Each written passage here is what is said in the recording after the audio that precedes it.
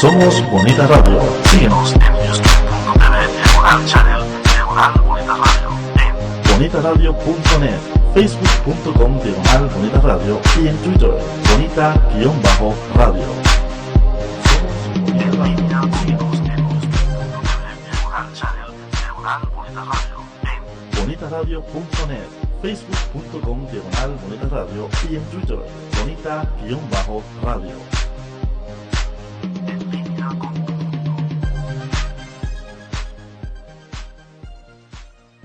Las expresiones vertidas en el siguiente programa no representan necesariamente la opinión de Bonita Radio. Las opiniones son exclusivas de sus autores.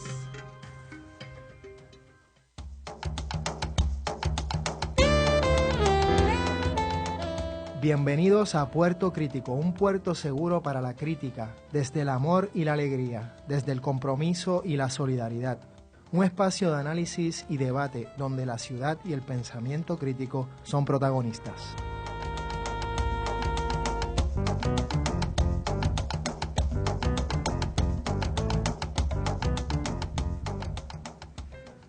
Bienvenidas y bienvenidos a Puerto Crítico. Estamos en Bonita Radio, en Red Global, y en este programa Puerto Crítico en Red Translocal, ya que les habla Juan Carlos Rivera Ramos, alias Juanqui, desde San Juan de Puerto Rico, y Miguel Rodríguez Casellas desde Sydney, Australia. ¿Cómo estás, Miguel?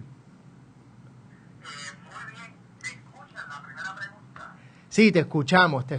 Hoy estamos trabajando de una manera artesanal, bregando con, ¿cómo decirlo? Estamos haciendo un bricolaje de la radio, porque hemos tenido algún problema con el internet, pero estamos presentes y tenemos a una persona con nosotros que nos orgullece tener. Vamos a estar hablando de un tema que nos parece muy relevante y que de alguna manera hace continuidad con el tema de la semana pasada. Y es el tema de teatro político y lo político del teatro. Y tenemos con nosotros al profesor en el Departamento de Humanidades del recinto de Humacao, de la Universidad de Puerto Rico, además dramaturgo y autor de varios libros, entre ellos Sucio Difícil y Con Urgencia, escritos sobre arte puertorriqueño contemporáneo. Además, habría una lista muy larga para describir a la persona que tenemos con nosotros, pero con nosotros Nelson Rivera. Bienvenido, Nelson. Muy buenas tardes, saludos. Saludos, Miguel, allá en Sydney. Saludos, Nelson, tal vez cuando hablamos de teatro político, lo mejor sería comenzar a intentar de tener algunos, dentro de lo posible, alguna definición de términos. Cuando hablamos de teatro político, ¿qué queremos decir con eso? ¿Acaso no todo teatro es político de alguna manera? Claro que sí, pero si vamos a ser bien específicos, ¿verdad? Y la definición es muy personal. Uh-huh. Cuando yo hablo de teatro político, me refiero específicamente a un teatro, y teatro aquí lo definiría como eso que hacen los actores frente a un público, para dar la definición más sencilla. Y político, todo aquello que concierne a la polis, o a la comunidad, o a la colectividad. Cuando hablamos de teatro político, yo siempre pienso en un teatro o en un arte que de una manera u otra, en el momento en que se realiza, los espectadores, aquellas personas que ven el trabajo, sienten que su existencia se ha puesto en entredicho, que todo lo que pensaban de ellos mismos o todo lo que ellos son, de momento lo tienen que poner en duda ante lo que se les ha presentado. Y hago esa distinción de teatro con tema político. A mí me gusta siempre hacer esa diferenciación, porque tú puedes tener una obra que el tema sea político, pero no necesariamente tú como espectador te vas a sentir de alguna manera cuestionado. Mientras que en el el arte político, realmente uno siente que, por las razones que sean, quien uno es, que queda de momento en duda. Como que le mueven el piso a uno. Sí, exactamente, eso es. Miguel, Y le mueven el piso al teatro también. O sea, es También. un cuestionamiento del formato, de la tradición, Sí. el montaje, la escritura, la escena, todo. Todo, exactamente. Ya no hay nada que... Lo digo Nelson, lo digo Nelson un poco con malicia, pensando en tantas formas de arte que plantean el resquebrajamiento del sujeto, pero entonces el autor permanece intacto. Exacto. No le pasa nada y al medio tampoco. Pero aquí estamos hablando de un medio también que se radicaliza o se desmantela en la forma tradicional como lo conocemos. Exactamente, es eso mismo que acabas de describir. fíjate, Nelson, pensando en eso que dice Miguel y habiendo leído el último escrito que hiciste para la revista 80 grados, hablaste, entre otras cosas, sobre un grupo en específico que se llama las nietas de Nono. Y son dos mujeres, Dos mujeres. que son hermanas. Ah, son Son hermanas. dos hermanas. Ok, una cosa que me llamó mucho la atención es que precisamente de la manera que lo describiste y cómo se desarrolla esta pieza de teatro o de expresión artística, es que, entre otras cosas, el lugar es importante donde se da, más todo lo que ocurre ahí. El precio del boleto, hasta el precio del boleto queda en entredicho, ¿no? Eso es justamente lo que lo hace, entre otras cosas, ¿verdad? Un trabajo político. ¿Ve? Y es curioso porque la semana pasada nosotros hablábamos del rol que tiene el arte y en muchos casos también los artistas en unos procesos de aburguesamiento o desplazamiento urbano, y estábamos un poco reflexionando sobre esa problemática, hasta qué punto el arte urbano ha ayudado en unas instancias en específico a ese desplazamiento de comunidades pobres en la ciudad.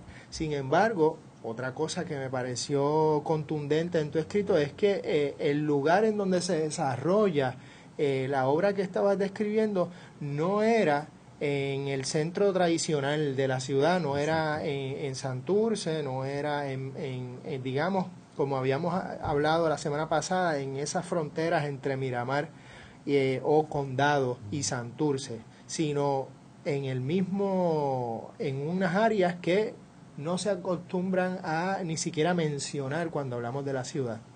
¿Qué tú crees de eso? Yo sé que no necesariamente esto está relacionado con todo este proceso de desplazamiento y demás, pero ¿qué te parece el lugar de esa obra que tú mencionabas en la obra misma, ¿no? ¿Qué importancia podría tener el que se haya hecho ahí y no en otra parte? El lugar es fundamental porque no es lo mismo hacer una obra en el Centro de Bellas Artes, que está preparado para eso exactamente y la gente sabe a lo que va, que hacerlo en el patio de tu casa o en la casa que está al lado de tu casa en un barrio en Carolina, donde tú estás exigiéndole al público que se desplace a donde tú vives en vez de que tú vayas a sitio que ya estás acostumbrado, que es un sitio más seguro, que ya uno conoce.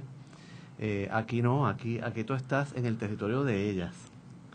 Y entonces eso lo hace también un poquito más incómodo, porque tú no estás en un sitio conocido. Así que sí, claro que sí, el lugar es bien importante. Miguel.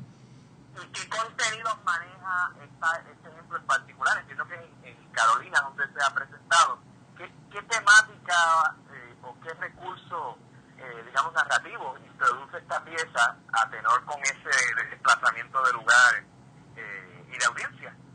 Okay. En esa obra se llama Manual del Bestiario Doméstico, de las nietas de Nono, son las autoras y las que lo presentan.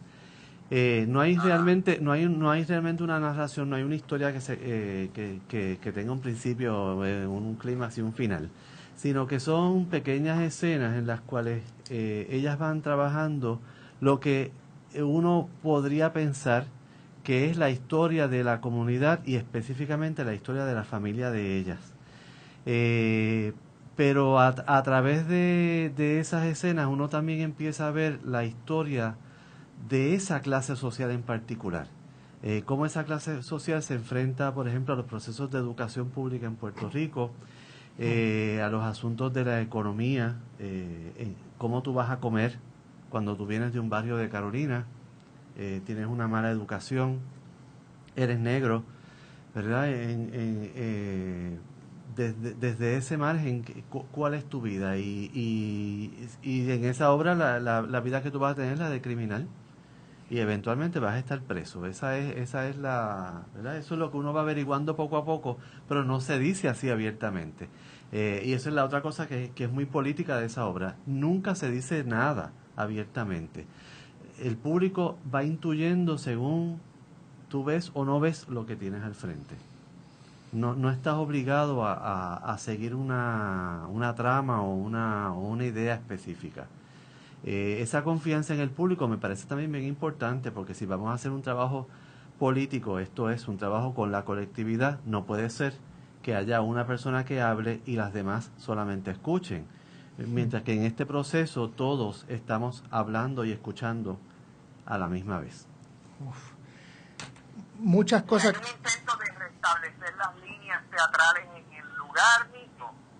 O sea, No. de reintroducir, digamos, las diferencias entre audiencias, actores y demás. No, o introducir elementos escenográficos, iluminación. ¿Cómo trabajan el sitio? Para claro, nada. es un programa de radio, no quisiera entenderlo visualmente, pero hay Sí. gusto, porque el tema es fascinante. Visualmente es fascinante porque la obra se desarrolla, nos sentamos todos, el público y las dos actrices, nos sentamos todos en la sala de una casa, en una sala que está vacía y tiene unos taburetes en el piso.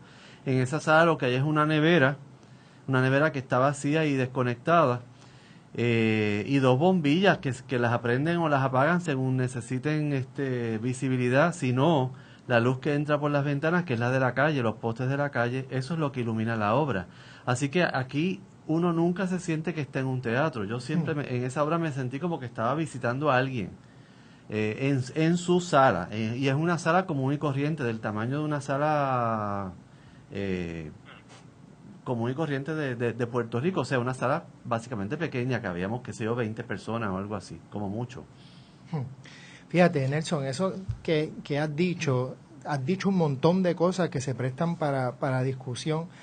Una de las cosas que hemos estado hablando en el programa, sobre todo Miguel, ha traído la preocupación del yoísmo, ¿no? De cómo mucho arte está saliendo de un yo que es protagónico, que es pues de alguna manera la preocupación última de lo que se crea. Sin embargo, lo que estás planteando aquí es que esa experiencia, número uno, que son dos hermanas, habla ya de un círculo familiar, y además un círculo familiar en un contexto muy importante y muy concreto y muy político, obviamente, donde se mezclan cantidad de desigualdades y que tienen para colmo una concreción, o no sé cómo usar la palabra, pero donde en ese estar en la casa y en esas imágenes que tú describes y los sonidos que describes también en tu escrito, se presentan de una manera muy clara. Así que este arte, este ejemplo de las nietas de Nono rompe tal vez con esto que tal vez nosotros estamos mirando como un yoísmo perenne que se sigue reproduciendo en el arte local. No sé si tú ves eso también en otras expresiones. Eso, ¿verdad? Eso va a depender de los artistas. En el caso de las nietas de Nono, una de las cosas que más me impresionó de ese trabajo es que uno se fija tanto en lo que está pasando afuera, que no tiene nada que ver con lo que está en la sala, como lo que está en la sala, con lo que está ensayado y preparado, etcétera. De tal modo que en esa obra, por ejemplo, el sonido de la gente corriendo a caballo alrededor del vecindario es parte de la obra, de los carros que pasan. Y eso también habla de una forma de vida, ¿verdad? Porque por mi casa no pasan caballos, ¿no? Entonces, eso habla de una comunidad en específica. Por lo tanto, a eso es lo que yo me refiero cuando digo que la obra realmente se abre a la comunidad. Es la historia de esas dos muchachas, pero es una historia también de la comunidad completa. No hay eso que tú llamas el yoísmo, ¿verdad? Como dice. Y con eso vamos a una pausa y regresamos en unos minutos a Puerto Crítico. Ecos e Iconos es un espacio de amenas entrevistas. Hacemos un retrato radiofónico a los exponentes del teatro, la danza, el cine, la radio, la televisión, el performance e internet. Conversamos y a la vez documentamos de dónde surge una idea, su desarrollo, trascendencia y relevancia. Escuche a los Ecos e Iconos de la cultura todos los sábados a las 2 de la tarde por bonitaradio.net. Cultureate. La cultura del mundo tiene su espacio en la red. Escucha las múltiples voces de la diversidad. Entérate de lo que no sabías y cuéntanos lo que no sabemos. Una revista cool y cultural. Cultureate, todos los jueves a las 5 de la tarde por Bonita Radio. En línea con tu mundo. Y regresamos a Puerto Crítico con Nelson Rivera hablando de teatro político y lo político del teatro. Y Nelson, entre otras cosas, estábamos hablando precisamente cómo pues hay una diversidad digamos, de expresiones políticas y a la misma vez hay una crítica que corre, ¿no?, sobre un yoísmo que está presente en muchos trabajos artísticos en los últimos tiempos, por llamarle así. ¿Tú ves alguna tendencia? Yo sé que hay diversidad de artistas y preocupaciones, pero ¿ves algunas tendencias que se repiten que puedas haber notado en los últimos años en el teatro o en el arte en general en Puerto Rico? Bien difícil contestar esa pregunta, Juanqui, porque es demasiado amplia. Yo te diría que si yo fuera a pensar en lo que se ha hecho en las últimas décadas en Puerto Rico, yo siempre siento una continuidad. Yo siempre he sentido que cada generación de artistas trabaja sobre lo que vino antes, aporta, es como un pase de batón. ¿No ves una ruptura fuerte? Yo nunca he visto rupturas fuertes, realmente no. Yo siento que hay una continuidad. Problemático, Nelson, ¿no? ¿Eso es qué? ¿Cómo lo planteas? Problemático. Yo no sé si es problemático, pero yo creo que la continuidad, una de las ventajas que tiene es que fortalece el trabajo que se hace. Y esto creo que se da aun cuando la gente no sabe que se da esa continuidad. Por ejemplo, porque yo tengo más edad, cuando yo hablo con algunos jóvenes que dicen estoy haciendo tal cosa, yo les digo, hace 30 años fulano estaba haciendo algo dentro de esa misma línea. Claro, entiendo. Sí. Perdóname, te corté. Pero ¿No te parece complicado? Porque fíjate, lo que me interesó del ejemplo con el cual iniciamos el programa, de unas mujeres con un entrenamiento distinto, que hacen teatro desde su casa, que rompen la línea de la audiencia. O sea, todo eso me parecía refrescante en cuanto a que uno siente un desgaste en que mucho del arte que se produce en Puerto Rico, incluso aquel que era de la calle, urbano, está entrando ya en una fase de institucionalización o peor aún de espectáculo comercial, por más que pues, mantengan apariencia de gran evento carnavalesco, participativo y bla, bla, bla. O sea, que uno ve que se endurecen las estructuras, que las artes plásticas pierden incluso efectividad como comentario político y social. Entonces surge algo como esto, que es una ruptura, digamos, de los formatos comerciales, que es el teatro el que está dando la cara, y no las artes plásticas, casi que cubriendo un vacío. Y yo digo, diablo, esto es refrescante, esto sería lo contrario a los pasos de batón, a las deudas, a los hijos de papá, y todo ese lineamiento que se da en Puerto Rico, que abona a unas tradiciones que me pregunto yo, Nelson, o sea, son políticas estas tradiciones, o sea, tienen capacidad de cuestionar y resquebrajar nuestras expectativas y nuestras nociones, como planteabas que este tipo de teatro hacía. O sea, no sé, pienso que la plástica se ha ido como que domesticando en Puerto Rico, y que esto parecería ser una respuesta, una reacción a esa domesticación. Y fíjate que eso que tú dices ha pasado ya muchas veces. O sea, yo te puedo dar también ejemplos de los años 70 de artistas de teatro y los años 60 de artistas de teatro que reaccionaron, por ejemplo, en contra de los festivales de teatro del instituto. Y entonces empezaron a hacer teatro en la calle o a hacer sus propios espacios. Tú hablas también, por ejemplo, de las artes visuales en Puerto Rico. Si bien es cierto que con la proliferación de museos y de becas y de todo ese tipo de premios, etcétera, el arte empieza a institucionalizarse, también es muy cierto que hay otros artistas de mucha calidad que están al margen de todo eso.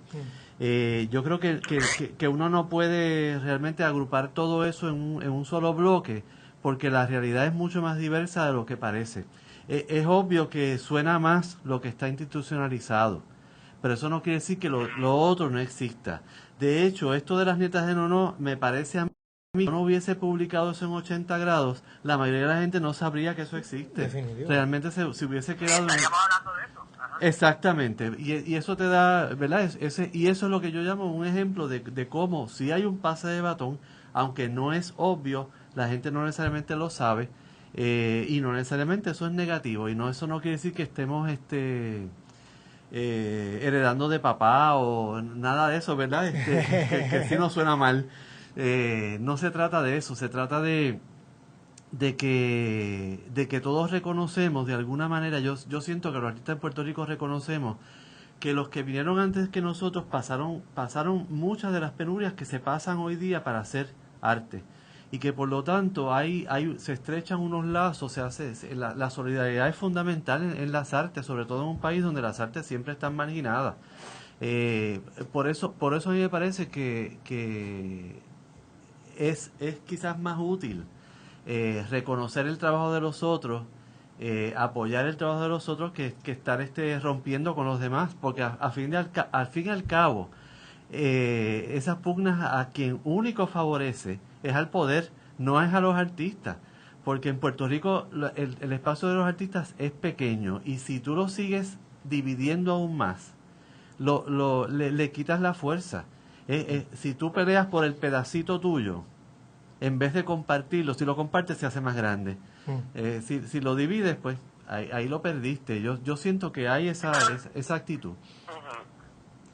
No, y lo comprendo, Nelson, pero me preocupa, lo digo en función de precisamente del carácter político o de la ambición política de lo que estamos planteando aquí. Me preocupa que entonces el debate, la discusión, la diferencia artística, por así decirlo, sea vista como un acto de claudicación o de solidaridad, y lamentablemente pues nos hemos enfrentado con ese tipo de escenario también, Sí. Donde la unidad, más que ser un gesto de solidaridad y participación y variedad dentro de la unidad, empieza a ser la unidad una especie de mandato imperativo para anular las diferencias, que son necesarias también en el arte, Nelson, entiendo, ¿no? Tienes mucha razón en eso, ciertamente que sí. Pero yo creo que eso es un problema que se da más cuando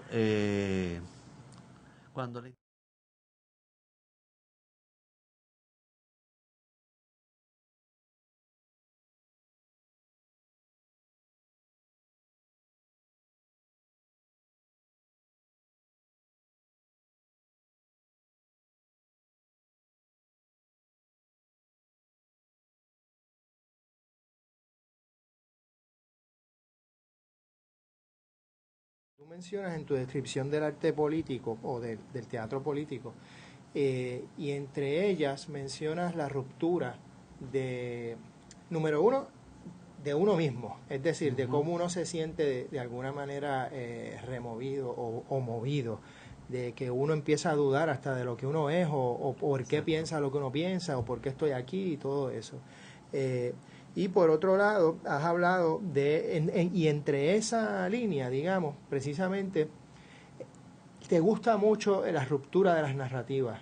Y me interesa que tal vez desarrolles sobre eso. ¿Por qué crees que es importante o fundamental, o desde tu perspectiva, por qué es importante romper con las narrativas para ayudar a crear, digamos, ese tipo de arte político?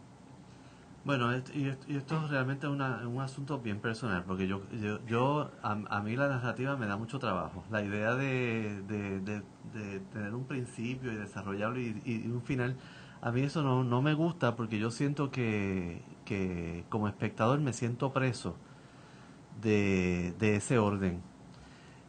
A mí me gusta más hacer trabajos en que el orden o no está o no es obvio, o los espectadores pueden crear su propio orden dentro de lo que se está presentando.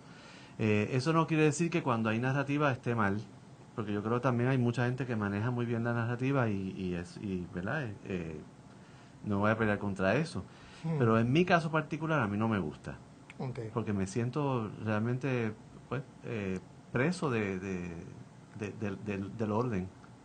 Y parte de este programa es eso también, sacar a los invitados lo que no han dicho antes y ese tipo de cosas. Así que muy bien que hayas compartido eso. Miguel, ¿algún comentario? Sí, yo estoy aquí curiosísimo con el tema de cuánto acceso tiene el público a enterarse de todo ese fringe o esa periferia del trabajo artístico que se está haciendo en Puerto Rico. O sea, porque la trampa es clara. O sea, si la promoción requiere a veces unas pautas o unos acuerdos con las instituciones o con sectores comerciales en bloque. Y eso ha sido un poco también pues el planteamiento del muralismo, los grafiteros del Santurce, como les querramos llamar, no tengo problema con la terminología, donde pues se tienen que hacer unas negociaciones con intereses comerciales. Sin embargo, y uno pues, sabe que muchos de estos acuerdos terminan impactando las temáticas que puedes hacer o abordar y demás. Ahora, ¿cómo desarrollar un nuevo paradigma, un modelo de arte que no pierda, digamos, su integridad política y su fuerza corrosiva y a la misma vez llegue a la gente? O sea, porque cuando digo 20 personas en una sala observando una obra, suena increíble como tema de participación y de apertura, pero también puede sonar como un espacio aún más elitizado y excluyente que cualquier otra cosa que podamos ver en Bellas Artes. Bueno, eso es un problema bien complejo. Aquí uno tendría que considerar qué uno entiende por un trabajo exitoso. Si es aquel que llega a miles de personas, en cuyo caso pues Michael Jackson es un artista exitoso, ¿verdad? O si porque solamente fueron 20 personas, pues entonces fracasaste. Mi respuesta a eso es que si solamente aparecieron 5 personas y tú hiciste ese trabajo, ya eso de por sí es un éxito, y particularmente en este país, porque en este espacio en que nosotros vivimos en Puerto Rico, no se supone que nosotros hagamos esas cosas, no se supone que nosotros tengamos arte, no se supone que nosotros seamos tan cultos como para tener una tradición poética. El mero hecho de que exista ya es un acto político en sí mismo. Pienso, por ejemplo, voy a dar 2 ejemplos en poesía, que para mí es el arte más fuerte que hay en este país, la tradición poética. Tenemos a un poeta como Francisco Matos Paoli, que estuvo preso, porque como yo digo, este es el país que encierra, ¿verdad?, que mete preso a sus poetas.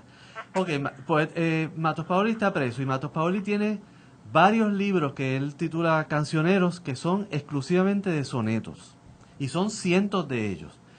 Y después de eso tienes a un poeta como José Ramón Meléndez, Che Meléndez, que publica un libro que se llama La Casa de la Forma, y lo publica él mismo, y lo vende él mismo, también de sonetos. Y esto no es poesía popular, esto es una poesía sumamente culta.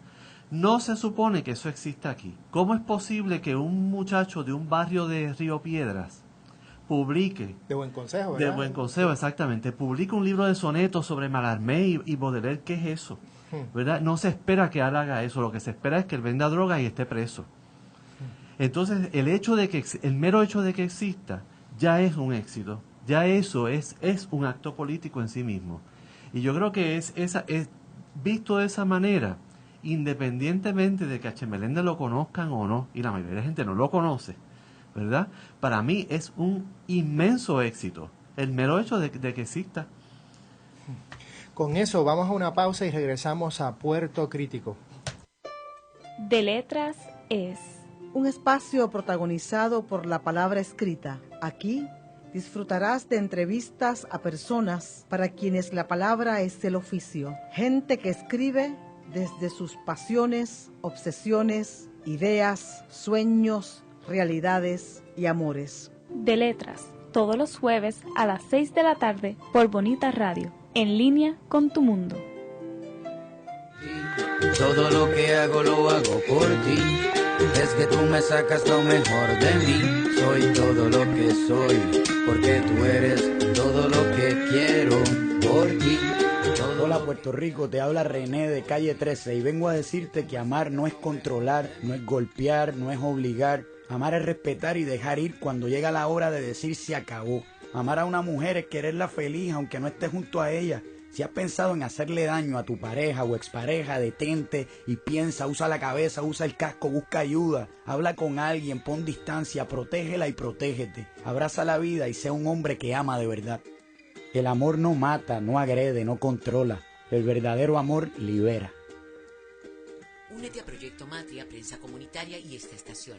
Y di no a la violencia machista. Que no muera una mujer más. Por ti, todo lo que hago lo hago por ti. Es que tú me sacas lo mejor de mí. Y regresamos a Puerto Crítico, hablando del teatro político y lo político del teatro con Nelson Rivera. Nelson, una de las cosas que mencionabas, y también hablando con Miguel, era el rol de las instituciones. Y muy interesante es saber y reconocer que tú eres uno de los expertos en la obra de Jack Delano.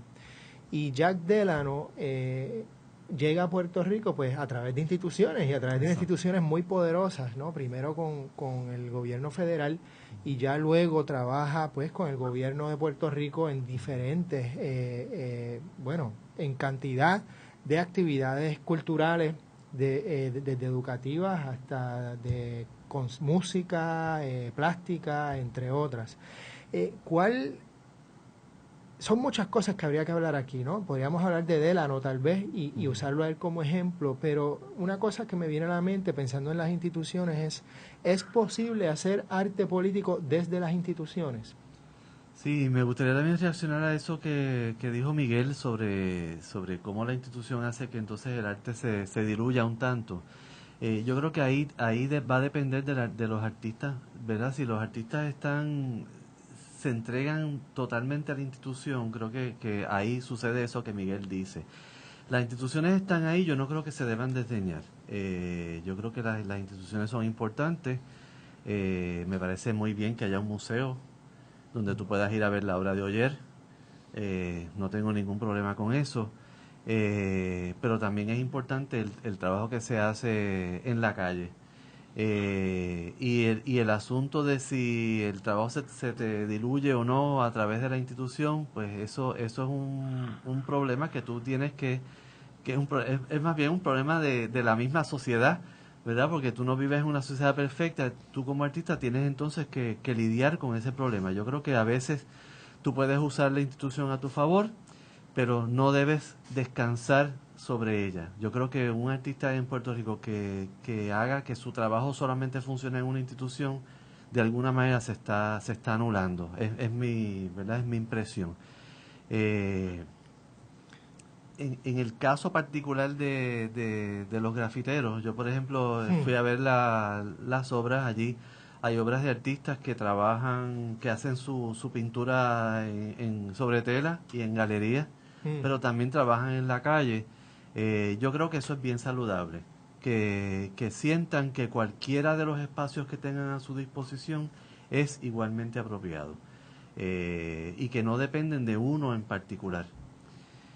Pero eso de nuevo va a depender de cada artista, ¿verdad? De cómo cada artista trabaje su situación, porque también no olvidemos que hay un asunto económico aquí, hay que comer. Y entonces esa es la otra cosa, ¿no? Tú quieres pintar y ¿quién puede vivir de la pintura o de la poesía? Difícil la cosa, ¿no? Miguel, ¿algún comentario?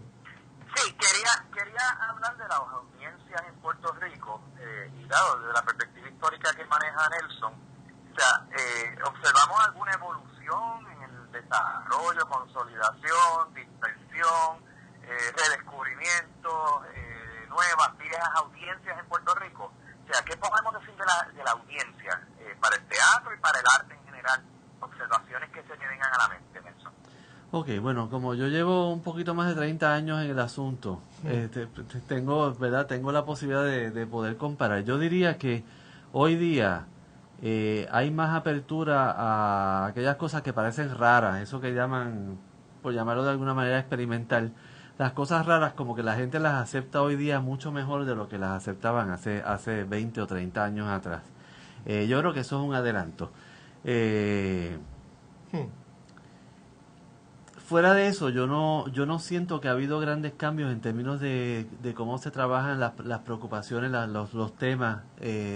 Siempre han sido las mismas preocupaciones, el racismo, las cuestiones de género, asuntos de la situación colonial, son recurrentes en las artes en Puerto Rico, y es porque esos son problemas que no están resueltos, y como no están resueltos hay que seguir hablando de ellos, ¿verdad?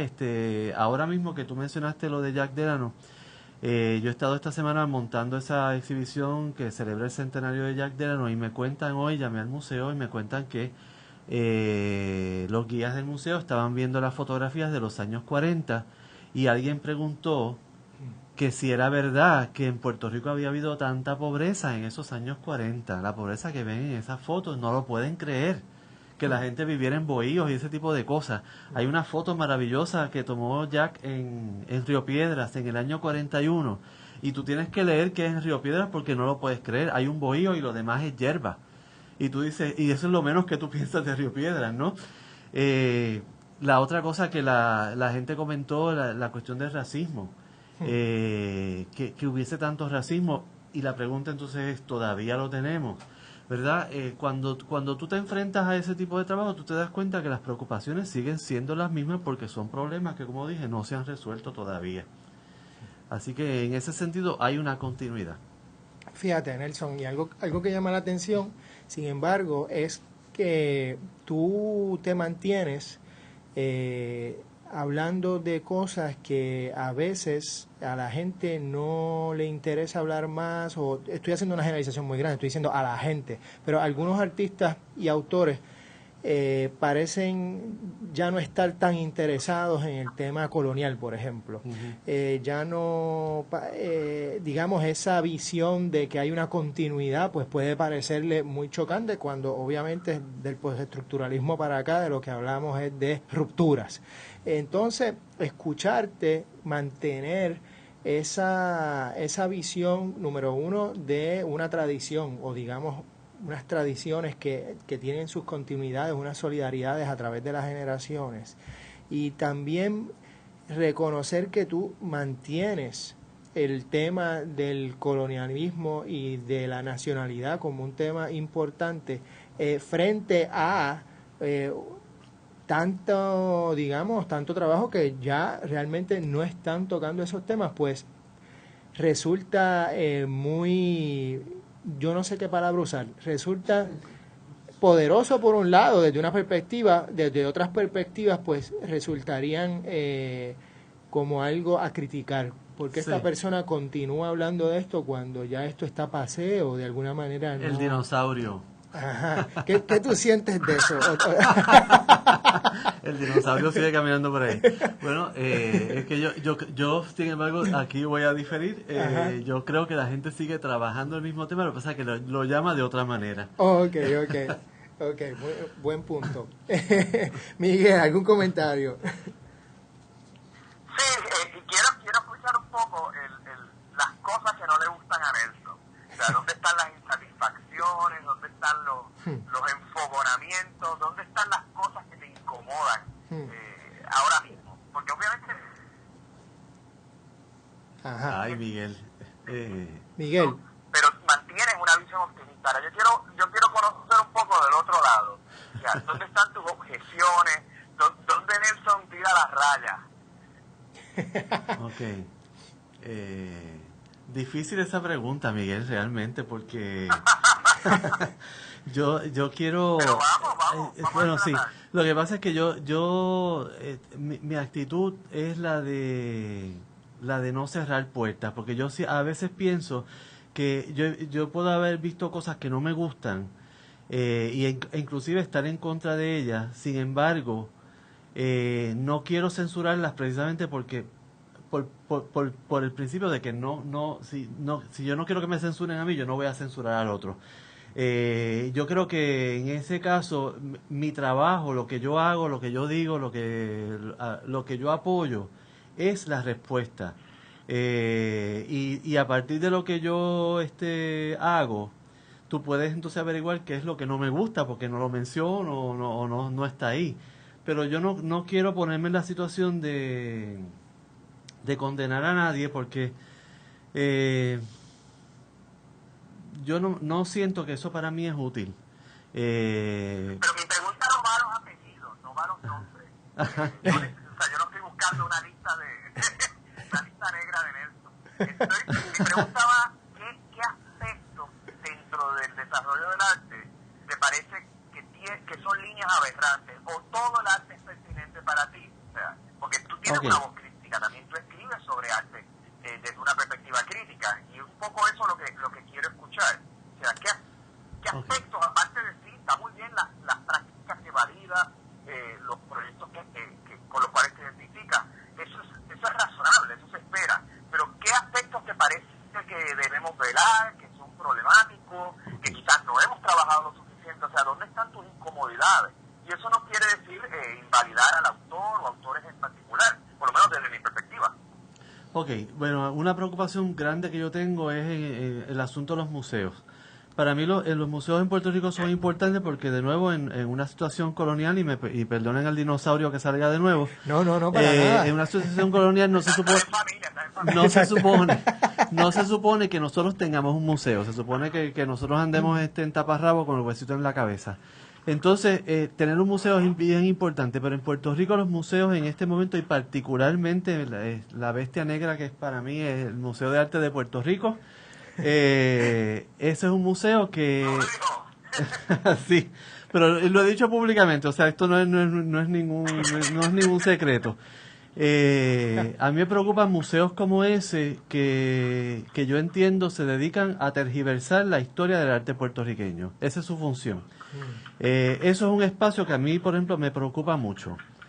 Pero al mismo tiempo, tampoco me voy a poner a... Ya lo hice una vez y... ¿Te cayeron chinches? No me cayeron chinches. Simplemente, como sucede en Puerto Rico, te ignoran y siguen haciendo lo que hacen. Entonces, en ese sentido, a mí me parece más útil hacer trabajos que de alguna manera pongan en jaque lo que ellos están haciendo, ¿verdad? Porque eso me parece más voy a usar una frase que tú odias, es ir más para adelante. Hacer un trabajo positivo. Está bueno eso, pero ahora me pusiste, me tienes intrigado. ¿De qué forma, digamos, se está tratando de reescribir la historia de una manera errónea en este museo? Por dar un ejemplo. Bueno, claro, por la forma en que tú exhibes las cosas, qué escoges para exhibir, qué compras. Por ejemplo, mi queja principal contra el Museo de Arte de Puerto Rico es que todas las exhibiciones, desde que se inauguró, todas las exhibiciones en ese museo, con una o dos excepciones nada más, son monográficas, un artista, y todos contemporáneos, con la excepción de una que hubo de Campeche o qué sé yo. ¿Y qué es lo que pasa con eso? Que eso es bien fácil hacer, porque el artista está ahí, los trabajos están ahí, es bien fácil montar una exposición monográfica y no entrar a, por ejemplo, una exhibición que yo propuse una vez. Vamos a discutir la presencia de lo racial en el arte puertorriqueño desde el siglo XIX. A ver qué han dicho los artistas puertorriqueños sobre eso. Ellos no van a tocar ese tema, porque es muy problemático, por ejemplo. O las mujeres, que sería otro tema interesantísimo. El arte hecho por mujeres en Puerto Rico desde el siglo XIX. Metámosle mano a eso. Ese es el trabajo de un museo como el Museo de Arte de Puerto Rico. No hacen ese trabajo. Con eso vamos a una pausa. Perdón, tenemos pausa. Ok, vamos a una pausa y regresamos a Puerto Crítico. Miguel, pronto. No se te olvida.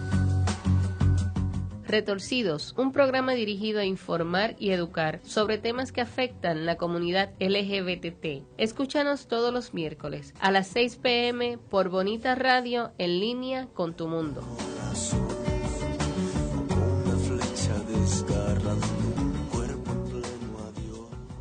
Que paren el reloj, que suban esa música, Soy Oscar Villarini y te invito a que estés conmigo todos los jueves a las 7 de la noche en Musicaliza. Tendremos entrevistas, artistas y sobre todo mucho entretenimiento. No te olvides, todos los jueves a las 7 de la noche por aquí, por Bonita Radio, en línea con tu mundo.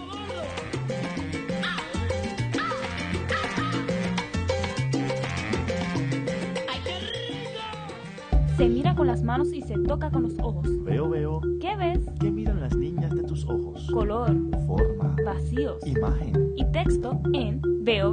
El primer museo virtual lo escucha y lo ve a la 1 de la tarde, sábados alternos por Bonita Radio, en línea con tu mundo. Y regresamos a Puerto Crítico, hablando del teatro político o lo político del teatro con Nelson Rivera. Y yo corté a Miguel para la pausa, así que Miguel, yo sé que tienes una pregunta por ahí calientita. Sí, es un comentario y una reflexión que me encanta escuchar a Nelson cuando también, tú sabes, comparte con nosotros sus objeciones. ¿No te parece que este problema de los museos en Puerto Rico es que la estructura organizativa en sí, las composiciones de las juntas, el énfasis o el control que tienen los coleccionistas en Puerto Rico y sus intereses dentro del manejo de lo cultural en los museos en Puerto Rico, particularmente en ese museo, son parte del problema? Porque un museo con una estructura saludable, ni siquiera la dirección entra en muchas de las rutas curatoriales o de comisaría que se ejecutan o que se impulsan o no. Pero cuando estamos hablando de museos donde esa estructura se resquebraja y el curador es casi que está alguien que viene a colgar cuadros al final y no hay la libertad ni el espacio intelectual para que se haga el trabajo, y el direccionismo cultural se opera desde las composiciones de la Junta, que son casi como unas mafias, y lo he dicho también públicamente en esto. Te pregunto, ¿por ahí no empieza el problema? Y esto no es simple que automáticamente ocurre, mira que el museo no aborda tal y tal cosa, o sea, porque hay una estructura, hay una institucionalidad aquí aberrada. Me permito decir que es lo que está detrás de muchas de estas cosas. Por lo menos esa es mi perspectiva. ¿Cómo tú lo ves, Nelson? Pusiste el dedo en la llaga, ese es el problema. Y lamentablemente es un problema económico. Los museos dependen de ese grupo de personas porque son las que tienen poder económico, y sin dinero el museo no funciona, porque los museos son realmente costosos. Mantener un museo, hacer una exhibición, todo eso cuesta. Yo no sé ni qué contestar a eso, o sea, cómo trabajar con eso. Yo no sé ni por dónde empezar, porque de nuevo esas juntas están ahí para asegurarse de que el museo no hace lo que el museo debería hacer. Porque ¿cómo es al grupo que está en el poder, por qué le va a interesar que una mujer negra hable? Es todo lo contrario, es asegurarse que nunca pueda hablar. Y entonces lo que tú estás diciendo, Miguel, es que de alguna manera el museo le permita a esa persona que no se supone que hable. Y las juntas, como están constituidas, no van a permitir eso. Así que ese realmente es el problema. Y entonces, mirando a la cámara en la otra dirección, o sea, sí, no, estoy contigo, Nelson. Y lamentablemente yo me pregunto si esas juntas realmente están trayendo dinero a los museos, como dicen. Porque ese es el principio. O sea, el principio era necesitamos a la gente con chavos para que nos traigan chavos. Ahora, hay que ver si en el récord histórico de esa institución en particular y de otras en Puerto Rico, ese dinero está llegando, o si se sirven ellos más de la institución de lo que realmente están aportando. Ahora, quiero redirigir la cámara y el micrófono en otra dirección. El Instituto de Cultura. O sea, cuando el auspicio viene del Estado, que también tiene sus agendas, que también tiene sus urgencias de a quién dejar o no dejar hablar y expresarse, te pregunto, ¿cómo ves el desarrollo del ICP y su presencia actual en el medio cultural de Puerto Rico? Bueno, el ICP, de nuevo, yo siempre he dicho que la actividad cultural en Puerto Rico se hace al margen de las instituciones.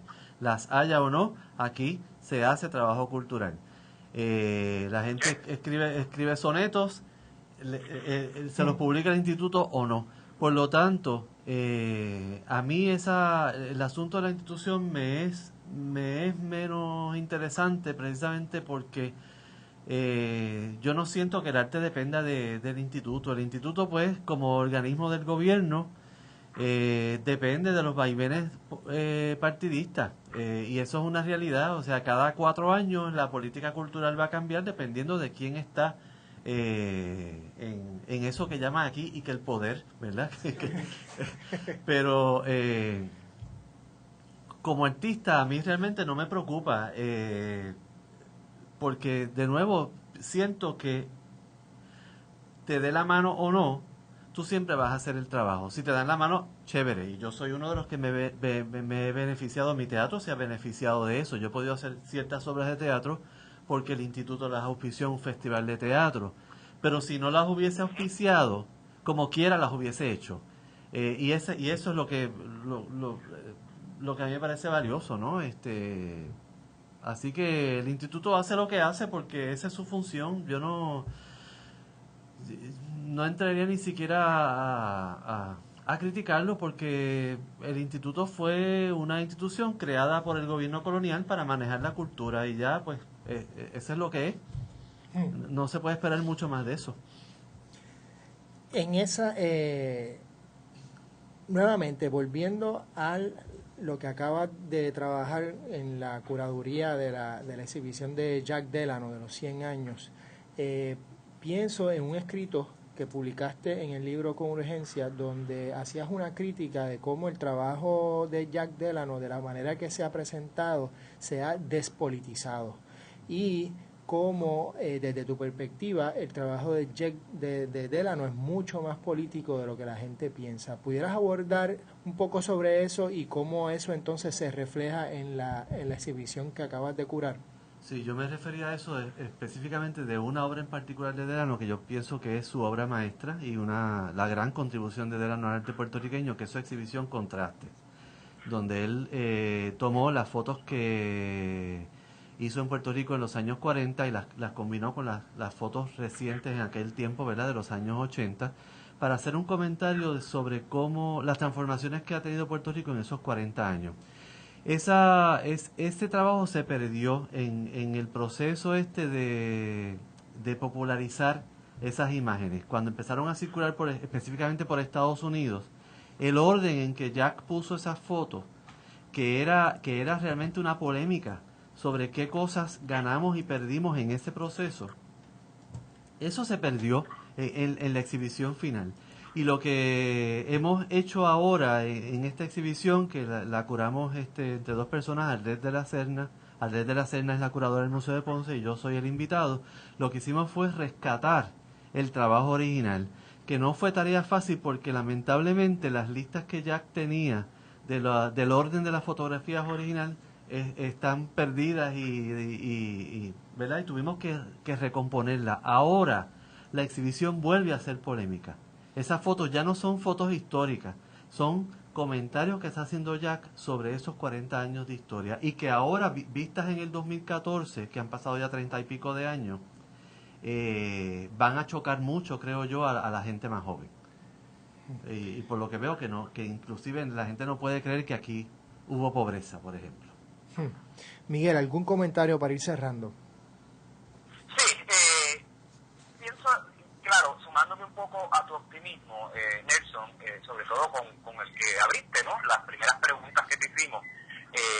Pienso que en Puerto Rico esta tendencia de que lo real, la verdad, es lo que dictaminan los tribunales y cómo la sociedad se va cada vez más tribunalizando, me permito estrenar una palabra, que el arte tiene bajo ese problema, porque es un problema, cuando verdad y percepción es lo que los tribunales dicen, o lo que las decisiones en derecho, o con lo que los abogados en derecho acuerdan entre ellos y demás, pienso que el arte tiene una pertinencia enorme ahora mismo, como la posibilidad de que haya una verdad artística, con todas las limitaciones que eso tiene, con todos los problemas que eso trae.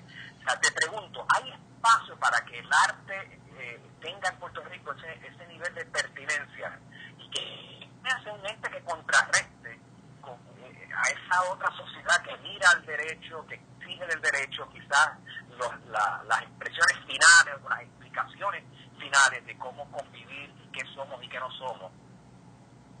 Sí, estoy muy de acuerdo contigo, Miguel. El arte es ese espacio para decir la verdad. Ese es el espacio, es el único espacio que tenemos realmente para decir la verdad, la que sea, y como sea, y la verdad de cada uno. Y yo creo que se van uniendo todas esas verdades y eventualmente podemos llegar todos a una y dejarla también y buscar otra y así sucesivamente.